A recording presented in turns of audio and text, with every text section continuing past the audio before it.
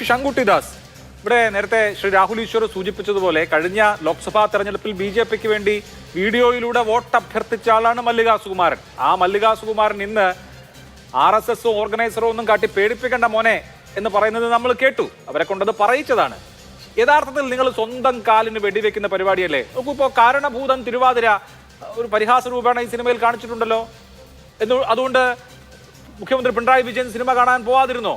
പോയി കണ്ടു. അങ്ങനെ ഒരു സിനിമയോട് കാണിക്കേണ്ട സാമാന്യമായ സഹിഷ്ണുത കാണിച്ചാൽ ഈ പ്രശ്നമൊക്കെ ഉണ്ടോ? കേരളത്തിൽ നിങ്ങളൊരു ഫ്രിഞ്ച് ഗ്രൂപ്പായി ആരെ ആകർഷിക്കാനാണ്? രാഷ്ട്രീയമായി വലിയ മഠേത്തരമല്ലേ ഇത്? ശ്രീമാൻ അഭിലാഷ്, നിങ്ങൾ ഞങ്ങളെ ഇങ്ങനെ സ്നേഹിച്ച് കൊല്ലരുത്. ഞങ്ങളിങ്ങനെ അബദ്ധം പ്രവർത്തിക്കുന്നതിൽ അങ്ങേക്ക് വലിയ വിഷമമുണ്ടെങ്കിൽ അങ്ങ് ഞങ്ങളോടൊപ്പം ചേർന്നിട്ട് ഞങ്ങളെ നേർവഴിക്ക് നയിക്കൂ. അതല്ലാണ്ട് ഞാൻ എന്താണ് അങ്ങോട് പറയുക? കുറേ നേരമല്ല ഇങ്ങനെ സ്നേഹത്തിൽ പൊതിഞ്ഞിട്ടുള്ള ഈ കയ്പുകൾക്ക് ഞങ്ങൾക്ക് തന്നുകൊണ്ടിരിക്കുന്നു. ഞങ്ങൾ BJP വിമർശിച്ചതിനാണോ ഇവിടെ ഈ സിനിമയ്ക്കെതിരെ ഒരു ആരോപണം അല്ലെങ്കിൽ ഒരു പ്രക്ഷോഭം ഉണ്ടായിട്ടുള്ളത്? നോക്കൂ, ഇവിടെ BJPയുടെ ഭാഗത്ത് ഈ സിനിമയ്ക്കെതിരായിട്ടുള്ള എന്തെങ്കിലും ഒരു പരസ്യ പ്രസ്താവനയോ ഈ സിനിമ ബഹിഷ്കരിക്കണമെന്നൊരു ആവശ്യമോ ആ തിയേറ്ററിലേക്ക് ഒരു മാർച്ചോ ഏതെങ്കിലും നടനെതിരെയുള്ള എന്തെങ്കിലും പ്രതിഷേധ പ്രകടനമോ എന്തെങ്കിലും കാര്യം ഇവിടെ BJPയുടെ ഭാഗത്ത് ഉണ്ടായിട്ടുണ്ടോ? ഇവിടെ ഉണ്ടായിട്ടുള്ളത് ആരുടെ ഭാഗത്ത്? ഈ സിനിമ കണ്ട സാധാരണക്കാരായിട്ടുള്ള മനുഷ്യരുടെ പക്ഷത്തു നിന്ന്.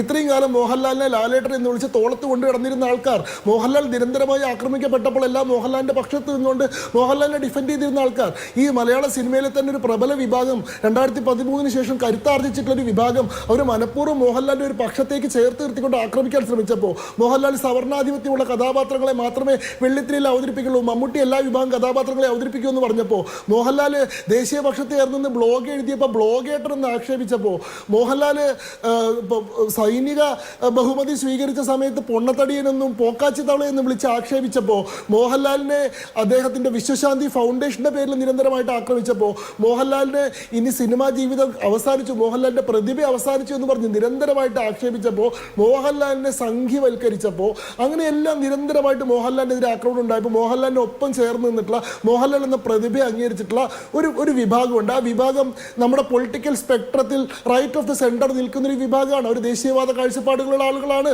അവർ ഈ രാജ്യത്തിന്റെ സംസ്കൃതിയോടും തനിമയോടും പാരമ്പര്യത്തോടും ഒക്കെ വിധേയത്വം കൂറുള്ള ആളുകളാണ്. അങ്ങനെയുള്ള ആളുകളുടെ കൂടി ആവേണ്ടതായിരുന്നു ഈ സിനിമ. മോഹൻലാൽ ആരാധകരുടെ മുഴുവൻ ആകേണ്ട, എല്ലാ വിഭാഗം ആളുകൾക്കും സ്വീകാര്യമാകേണ്ട, കേരളത്തിലൊരു വലിയ അതെന്തുകൊണ്ടാണ് അങ്ങനെ ആവാത്തത്? നമ്മൾ കുറച്ചുകൂടി വിശാലമായി കണ്ട, ഞാൻ മധുരം പുരട്ടിയൊന്നും ചോദിക്കുന്നില്ല, കുറച്ചുകൂടി വിശാലമായി കണ്ടാൽ അങ്ങനെ ആകാവുന്നതല്ലേ? ലഷ്കർ-ഇ-തോയ്ബയുടെ ട്രെയിനിങ് സെന്ററിൽ നിന്ന് ആ ലഷ്കർ-ഇ-തോയ്ബയുടെ ട്രെയിനിങ് കമാൻഡറെ വധിച്ച് മോചിപ്പിച്ച് തീവ്രവാദത്തിൽ നിന്ന് ചെറുപ്പക്കാരെ മോചിപ്പിച്ച കഥാപാത്രത്തെ എന്തുകൊണ്ടാണ് റൈറ്റ് വിങ്ങിന് സ്വീകാരണമില്ലാത്തത്? അങ്ങനെ മോചിപ്പിച്ച സയ്യിദ് മസൂദ് പിന്നീട് അവിടെ പശ്ചിമേഷ്യയിൽ എവിടെയോ ഒരു IS ക്യാമ്പിൽ നിന്ന് കുർദുകളെയോ യസീദികളെയോ ക്രിസ്ത്യാനികളെയോ ആരെയോ ഈ പറഞ്ഞ ഭീകരവാദത്തിൽ നിന്ന് മോചിപ്പിക്കുന്നുണ്ടല്ലോ. അയാളുടെ ഒരു വിഗ്രഹം എന്ന് പറയുന്നത് തന്നെ മോചിപ്പിച്ച അബ്രാം ഖുറേഷിയാണ്. അങ്ങനെ എല്ലാ തീവ്രവാദത്തെയും അല്ലെങ്കിൽ എല്ലാ തരത്തിലുള്ള മനുഷ്യവിരുദ്ധതയും ഇത് ചൂണ്ടിക്കാണിക്കുന്നില്ല. നിങ്ങൾ എന്തുകൊണ്ടാണ് ആ ആംഗിൾ കാണാത്തതെന്ന്? നോക്കൂ, നിങ്ങൾ വളരെ ലൗഡായിട്ടൊരു മുദ്രാവാക്യം മുഴക്കുകയും അതിന് താഴേക്കൂടെ വളരെ സൈലന്റ് ആയിട്ടുള്ള എന്തെങ്കിലും വിസ്പറിങ് നടത്തുകയും ചെയ്തതിന് ശേഷം ഇതിന് രണ്ടിനെയും തമ്മിൽ ബാലൻസ് ചെയ്യുന്നതിൽ എന്തെങ്കിലും അർത്ഥമുണ്ടോ? നിങ്ങൾ ഈ സിനിമയിലൂടെ പറയുന്ന പ്രൊപ്പഗൻഡ എന്താണ്? നിങ്ങൾ ഈ സിനിമയിലൂടെ പറയുന്ന പ്രൊപ്പഗൻഡ അത് BJP വിരുദ്ധമോ RSS വിരുദ്ധമോ അല്ല. അത് അടിസ്ഥാനപരമായി രാജ്യത്തിന്റെ സംവിധാനങ്ങൾക്ക് തന്നെ വിരുദ്ധമാണ്. ഈ സിനിമയിലെ വില്ലന്മാർ ആരൊക്കെയാണ്? ഈ സിനിമയിലെ വില്ലന്മാർ കേന്ദ്ര ഏജൻസികൾ മുഴുവൻ വില്ലന്മാരാണ്. ED ആയിക്കോട്ടെ, NIA ആയിക്കോട്ടെ, CBI ആയിക്കോട്ടെ, കോടതികളായിക്കോട്ടെ, കേന്ദ്ര സർക്കാർ ആയിക്കോട്ടെ, രാജ്യത്തെ ഭരിക്കുന്ന സംവിധാനമായിക്കോട്ടെ, മന്ത്രി ആയിക്കോട്ടെ, കോടതി ആയിക്കോട്ടെ, എല്ലാവരും മോശമാണ്. തീർത്തും അരാഷ്ട്രീയമായിട്ടുള്ള അനാർക്കിക്കായിട്ടുള്ള ഒരു നിലപാട് സ്വീകരിക്കുന്നു. എന്നാൽ ഈ സിനിമയിലെ നായകൻ ആരാണ്? നിങ്ങൾ പറയുന്നു സയ്യിദ് മസൂദാണ് വില്ലൻ നായകൻ. അദ്ദേഹം ഇങ്ങനത്തെ സെക്യുലർ ക്രെഡൻഷ്യലുള്ള ആളാണ്. അദ്ദേഹം ഭീകരവാദ ക്യാമ്പിൽ വെച്ച് മുദ്രാവാക്യം ഏറ്റുവിളിക്കുന്നില്ല, അദ്ദേഹം യസീദികളെ സംരക്ഷിക്കുന്നു എന്നൊക്കെ.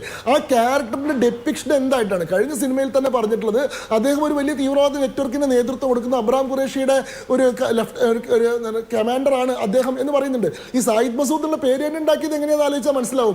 ലഷ്കർ-ഇ-തോയ്ബയുടെ ഹാഫിസ് സയ്യിദും അതേപോലെ പേര് ചേർത്താണെന്നുള്ളത് നിങ്ങളുടെ ഒരു പ്രൊപ്പഗാൻഡയാണ് ശംഖു. ഇവിടെ ഇപ്പോ ആ സിനിമ, ഞാൻ ആ സിനിമയുടെ കണ്ടന്റ് പറയില്ല, ആ സിനിമയിൽ തന്നെ പറയുന്നുണ്ട് നമുക്ക് മനസ്സിലാവുമല്ലോ, ഇസ്ലാമിസ്റ്റ് അതായത് ജിഹാദികൾക്കും അതുപോലെ തന്നെ ഈ ചൈന ബേസ്ഡ് ആയിട്ടുള്ള ഡ്രഗ് കാർട്ടൽസിനെയും ഒക്കെ ഒരുപോലെ എതിർക്കുന്ന, ആഫ്രിക്കൻ ഡ്രഗ് കാർട്ടൽസിനെയും ജിഹാദികളെയും ഒരുപോലെ എതിർക്കുന്ന അവരുടെ ശത്രുപക്ഷത്തുള്ള ഒരു സംവിധാനമാണ് ഈ അബ്രാം ഖുറേഷി ഒക്കെ എന്നുള്ളത്. ഞാൻ ഈ സിനിമയുടെ അതൊക്കെ ഫിക്ഷണൽ ആയിട്ടുള്ള കാര്യമാണ്. ഞാൻ ഈ ഫിക്ഷൻ എന്നോ മഹത്തായ കാര്യമാണെന്ന് പറയല്ല. പക്ഷെ അങ്ങനെയുള്ള ഒരു കാര്യത്തെ നിങ്ങൾ ഇത് ഹിന്ദു വിരുദ്ധമാണ്, ഇത് പ്രോ ജിഹാദിസ്റ്റ് ആണ്, അല്ലെങ്കിൽ ഇസ്ലാമിസ്റ്റ് ലൈനാണ് സ്വീകരിച്ചതെന്നൊക്കെ പറയുന്നത് വെറുതെയാണ്. സിനിമയെങ്കിലും കണ്ടിട്ടല്ലേ അങ്ങനെ ഒരു ലൈൻ എടുക്കേണ്ടത്? നോക്കൂ, നിങ്ങൾക്ക് ആ സിനിമ കണ്ടിട്ട് അങ്ങനെ തോന്നിയില്ല എന്നുള്ളത് ശരി, സമ്മതിച്ചു. അങ്ങ് ആ സിനിമ കണ്ടിട്ട് അങ്ങനെയാണെന്ന് തോന്നിയിട്ടുള്ള ധാരാളം ആളുകളുണ്ട്. അവർക്ക് പ്രതിഷേധിക്കാനുള്ള അവകാശമില്ലേ? നിങ്ങൾ നിരന്തരമായി പറഞ്ഞുകൊണ്ടിരിക്കുന്നു സംഘപരിവാർ ആക്രമണം, സംഘപരിവാർ ആക്രമണം എന്ന്. സംഘപരിവാർ എന്ത് ആക്രമണമാണ് നടത്തിയത്? സംഘപരിവാർ ഓർഗനൈസറിൽ ലേഖനം എഴുതിയതാണോ കുറ്റം? പൃഥ്വിരാജിന് സിനിമ എടുക്കാനുള്ള അവകാശം ഉള്ളതുപോലെ സംഘപരിവാർ അനുകൂലികൾക്ക് അവരുടെ മാധ്യമങ്ങളിൽ ലേഖനങ്ങൾ എഴുതാനുള്ള അവകാശം. വേറെ അഭിപ്രായ പ്രകടനം നടത്താൻ പാടില്ലേ? അഭിപ്രായ പ്രകടനം നടത്താൻ പാടില്ല. നിങ്ങൾ പറഞ്ഞു മോഹൻലാൽ ഖേദം പ്രകടിപ്പിച്ചു, പൃഥ്വിരാജ് അത് ഷെയർ ചെയ്തു, അതോടുകൂടി എല്ലാ പ്രതിഷേധങ്ങളും അവസാനിക്കണമെന്ന്. അങ്ങനെ വിധി പറയാൻ നിങ്ങൾക്ക് എന്താണ് അവകാശം? എന്റെ പ്രതിഷേധം അവസാനിച്ചിട്ടില്ല. ഈ മോഹൻലാലിന്റെ ഈ പറയുന്ന ലൂസിഫർ ഫ്രാഞ്ചൈസിലുള്ള എമ്പുരാൻ എന്ന് പറയുന്ന ഒരു സിനിമ പ്രതീക്ഷിച്ചിരുന്ന ഞാനടക്കമുള്ള പ്രേക്ഷകന്റെ വികാരങ്ങളെ കൂടി പ്രതിനിധീകരിക്കുന്ന ഒരു സിനിമയാകുമെന്ന് വിചാരിച്ചിരുന്ന ഒരാൾക്ക് ഒരു ഫീലിംഗ് ഓഫ് ബിട്രയൽ ഉണ്ട്. ഞങ്ങൾ വഞ്ചിക്കപ്പെട്ടു, ചതിക്കപ്പെട്ടു. ഒരു പക്ഷത്തോട് ചേർന്ന് നിന്ന് നമ്മളെ ആക്ഷേപിക്കാനും നമ്മളെ ആക്രമിക്കാനുമുള്ള അന്യായമായിട്ടുള്ളൊരു ആയിട്ടാണ് ഈ സിനിമ ഉപയോഗിക്കപ്പെട്ടത് എന്നുള്ള വിഷമമുണ്ട്. ആ വിഷമം ഈ സിനിമയുടെ നിർമ്മാതാക്കൾ ഉൾപ്പെടെ മനസ്സിലാക്കിയിട്ടുണ്ട്. അതുകൊണ്ടാണ് അവർക്ക് മാപ്പ് പറയേണ്ടി വരുന്നത്. ഇവിടെ നോക്കൂ, ഇതില് ഈ സിനിമയുടെ മൊത്തത്തിലുള്ള ഇതിവൃത്തം എടുത്ത് നോക്കിക്കഴിഞ്ഞാൽ അതിന് BJP വിമർശനമൊന്നുമല്ല അതിലത്തെ പ്രശ്നം. ഈ സിനിമയുടെ ടോട്ടൽ സ്ട്രക്ചർ തന്നെ ഇന്ത്യൻ യൂണിയൻ എന്ന് പറയുന്ന സംവിധാനത്തിൽ ഇവിടുത്തെ പൗരന്മാരുടെ വിശ്വാസത്തെ ഇല്ലാതാക്കുന്നത് പോലെ ഇവിടെയുള്ള അതിന് സൈലന്റ് നരേറ്റീവുകൾ എന്തൊക്കെയാണ്? ലഷ്കർ ഇ തൊയ്ബ ക്യാമ്പിൽ അകപ്പെടുന്ന ആരൊക്കെയാണ്? ഈ ഹിന്ദുത്വ ഭീകരതയുടെ വിക്ടിംസ് ആയിട്ടുള്ള മുസ്ലിംസ് ആണ്. അതായത് ലഷ്കർ ഇ തൊയ്ബിനെ പോലും ന്യായീകരിക്കുകയാണ്. അവർ യഥാർത്ഥത്തിൽ ഇവിടുത്തെ വിക്ടിംസ് ആയിട്ടുള്ള മുസ്ലിങ്ങൾക്ക് പ്രതികാരം ചെയ്യാനുള്ള അവസരം കൊടുക്കുകയാണ്. ഇസ്ലാമിക തീവ്രവാദത്തിന്റെ പോലും കാരണം ഹിന്ദുത്വ വയലൻസ് ആണ്. ഹിന്ദുത്വ വയലൻസിന്റെ ഉൽപ്പന്നമായിട്ടാണ് ഇവരൊക്കെ ലഷ്കർ ഇ തൊയ്ബ ക്യാമ്പിലേക്ക് എത്തപ്പെടുന്നത്. അല്ലാതെ രാജ്യവിരുദ്ധതയല്ല തീവ്രവാദികളെ സൃഷ്ടിക്കുന്നത്, ഹിന്ദുത്വ ഭീകരതയാണ്. ഇതിനെതിരെ പ്രതികാരം ചെയ്യാനുള്ള അവകാശം ഒരു വിഭാഗത്തിനുണ്ടെന്നാണ് പറയുന്നത്. നിങ്ങളുടെ ഇരകളുടെ പ്രതികാരത്തെ കാൽപ്പനികവൽക്കരിക്കുമ്പോൾ അല്ല, ഓരോരുത്തർ ഞാൻ പറഞ്ഞില്ലേ, ഓരോരുത്തർ ഓരോ തരത്തിലാണ് സിനിമയെ കാണുന്നത്. അങ്ങനെ കാണുന്നത് കൊണ്ട് കുഴപ്പമൊന്നുമല്ല. പക്ഷെ ആ കാഴ്ചയുടെ സമ്മർദ്ദമോ ഭീഷണിയോ കൊണ്ട് സിനിമാ മേക്കേഴ്സിന് അവരുടെ യഥാർത്ഥ ആ സിനിമയിൽ നിന്ന് മാറ്റങ്ങൾ വരുത്തേണ്ടി വരുന്നു എന്നുള്ളതാണ് ദൗർഭാഗ്യകരമായ. ഇപ്പൊ ശംഖു കണ്ടതുപോലെ സിനിമ കാണുന്നതിന് കുഴപ്പമില്ല, അതൊരു അനുവാചകന്റെ സ്വാതന്ത്ര്യമാണ്. പക്ഷേ അതൊരു സമ്മർദ്ദമായി മാറുന്നതാണല്ലോ പ്രശ്നം. ഞാൻ ഈ സിനിമ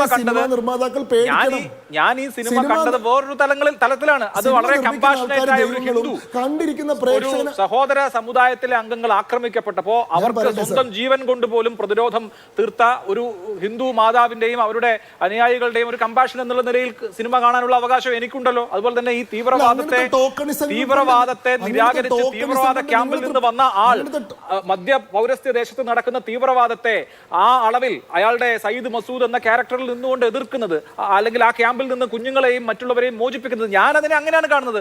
ഓക്കെ, ശംഖു വേറൊരു തരത്തിൽ കാണുന്നു. എല്ലാവർക്കും വ്യത്യസ്തമായ കാഴ്ചകൾ സാധ്യമാണല്ലോ. എങ്ങനെയാണ് ഒരു ഫിലിം മേക്കറുടെ മുകളിൽ ഈ സമ്മർദ്ദം കൊടുത്ത് അയാളെ ഈ അവസ്ഥയിലാക്കുക, ഖേദം പ്രകടിപ്പിക്കാൻ നിർബന്ധിതനാക്കുക എന്നുള്ളിടത്താണ് എന്റെ വിയോജിപ്പ്. ഒരൊറ്റ മിനിറ്റ് സാർ, ഒറ്റ മിനിറ്റ്. നിങ്ങൾക്ക് ഇത്രയും ടോക്കണിസം കൊണ്ട് തൃപ്തിപ്പെടുമായിരിക്കും. ഞാൻ ഒരൊറ്റ ചോദ്യം മാത്രം അങ്ങോട്ട് ചോദിക്കട്ടെ. ഈ സിനിമയുടെ കഥ കുറച്ചുകൂടി മുൻപാണ് ആരംഭിക്കുന്നതെന്ന് വിചാരിക്കുക. 2002 ഫെബ്രുവരി 27 ഈ കഥ ആരംഭിക്കുന്നത്. ഈ പറയുന്ന സബർമതി എക്സ്പ്രസിലെ X6-ലോ X7-ലോ അകപ്പെട്ടിട്ടുള്ള ഒരു കുട്ടി, ആ കുട്ടിക്ക് ഒരു ഹിന്ദു പേരുണ്ടെന്ന് വിചാരിച്ചോളൂ. ആ കുട്ടി പിന്നീട് ഇന്ന് രാജ്യം ഭരിക്കുന്ന വളരെ പ്രബലനായിട്ടുള്ള ഒരു മുസ്ലിം രാഷ്ട്രീയ നേതാവിനോട് പ്രതികാരം ചെയ്യുന്നതായിട്ടാണ് ഈ സിനിമ വന്നിരുന്നെങ്കിൽ ഇതേ ലിബറൽ വായനകൾ നിങ്ങൾ നടത്തുമായിരുന്നോ? ഗോദ്ര കലാപത്തിന്റെ വിക്ടിമായിട്ടുള്ള ഒരാള് 24 വർഷങ്ങൾക്ക് ശേഷം വന്ന് പ്രതികാരം നടത്തുന്നതാണ് ഈ ലൂസിഫർ സിനിമയുടെ ഇതിവൃത്തമെങ്കിൽ ഇത് സംഘപരിവാറിന്റെ ഗൂഢാലോചന, അജണ്ടകൾ ഒളിച്ചു കടത്തൽ എന്നൊക്കെ നിങ്ങൾ പറയുമായിരുന്നില്ലേ? ഇങ്ങനെ ഇത്രയും കൃത്യമായിട്ട്, അതായത് 2002 നമ്മൾ പ്രതികാരം ചെയ്യണം, ഗുജറാത്ത് മറക്കരുത്, ബാബറി മറക്കരുത് എന്ന് പറയുന്ന വീണ്ടും വീണ്ടും സമൂഹത്തിൽ കലാപങ്ങൾ സൃഷ്ടിക്കാനുള്ള വിദ്വേഷത്തിന്റെ മുദ്രാവാക്യങ്ങളെ സിനിമയാക്കി എടുത്തിട്ട് ആ പ്രൊപ്പഗൻഡ ആളുകൾ വെള്ളം കൂട്ടാണ്ട് വിഴുങ്ങണം, അതിനെതിരെ ആരും പ്രതിഷേധമൊന്നും ഉന്നയിക്കരുതെന്ന് പറയുന്നത് നിങ്ങളുടെ സ്വപ്നമാണ്. അത്തരത്തിലുള്ള ആവിഷ്കാര സ്വാതന്ത്ര്യവാദികളൊന്നും അല്ലല്ലോ നിങ്ങൾ. നിങ്ങളുടെ ആശയങ്ങൾക്കെതിരായിട്ട് സിനിമകൾ വന്ന സമയത്ത് നിങ്ങൾ ഇതേപോലെ പ്രതിഷേധിച്ചിട്ടില്ലേ? കേരള സ്റ്റോറി വന്നപ്പോൾ, കശ്മീർ ഫയൽസ് വന്നപ്പോൾ നിങ്ങളുടെയൊക്കെ പ്രതികരണം എന്തായിരുന്നു? ഇതേ മുരളി ഗോപിയുടെ ലെഫ്റ്റ് വന്നപ്പോൾ എന്തായിരുന്നു നിങ്ങളുടെ പ്രതികരണം? ശരി, ഓക്കെ, അതാണല്ലോ പോയിന്റ്.